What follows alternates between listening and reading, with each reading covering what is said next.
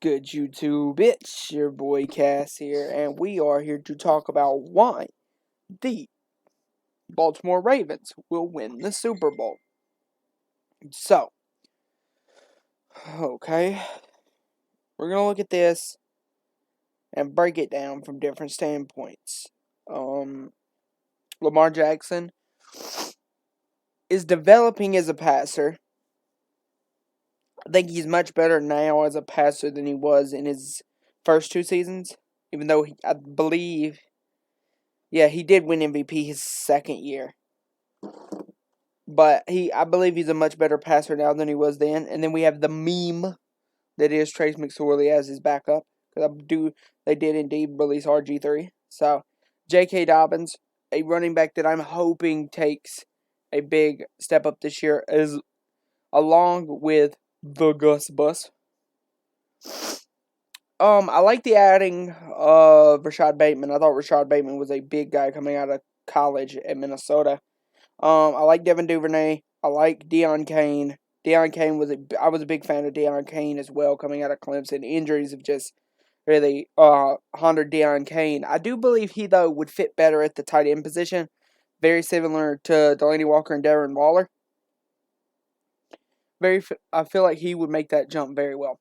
Tylan Wallace, I believe he was out of Oklahoma State.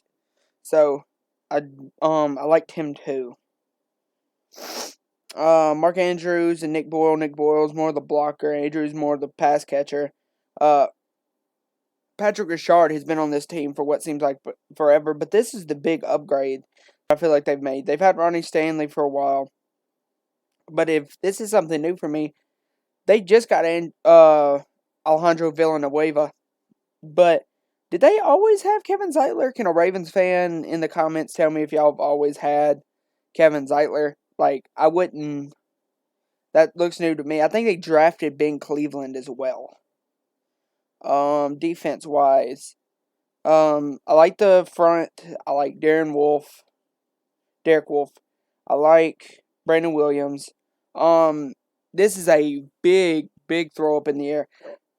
Does anybody remember when Chauncey Rivers was on Last Chance U? Big jump there. Tyrese Bowser, I like him at weak side linebacker. Left inside linebacker, not very familiar with LJ Fort. I know who Patrick Queen is, though.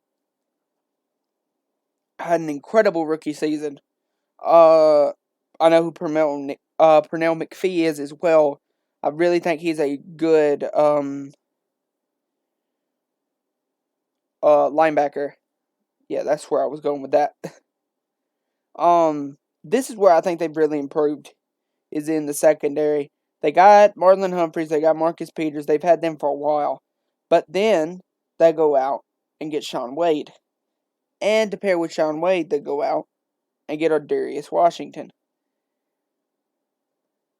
These are some really good players. Shaun Wade at one point was being picked as a number one overall, the first cornerback off the draft.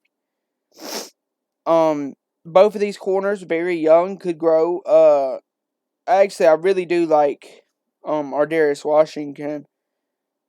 So, special teams wise, I think losing their long snapper to Tennessee, as I said in the previous video, is going to hurt them a little bit because you got a new guy. I know the long snapper position really isn't that important when you have a guy like Sam Couch and Justin Tucker who's been playing so good for so long.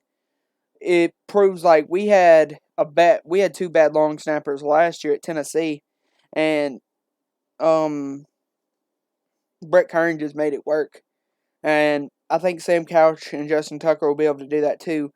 And many people blame Stephen Koskowski for those opening field goals, but no, if you go back and look at the tapes, the holders are delivering. I mean, the long snappers are delivering just entirely bad snaps that are having to be placed down way too fast and way too out of the ordinary. So, and that's what I'm hoping doesn't happen with Goskowski not getting signed this year. I really hope he does. But let's not turn this into a Titans video. I already did that. Now we're going to predict the Titans.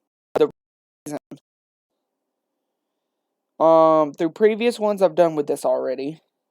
The Ravens are currently 4-2. They're gonna win against Detroit. They win game one against Las Vegas. They drop the next one to Kansas City. Then they go back to back with Baltimore, with Denver and Detroit. They then defeat Indianapolis and take an L to Los Angeles. They beat out Baltimore, take an L to Minnesota. Beat out Miami, Chicago, and Pittsburgh.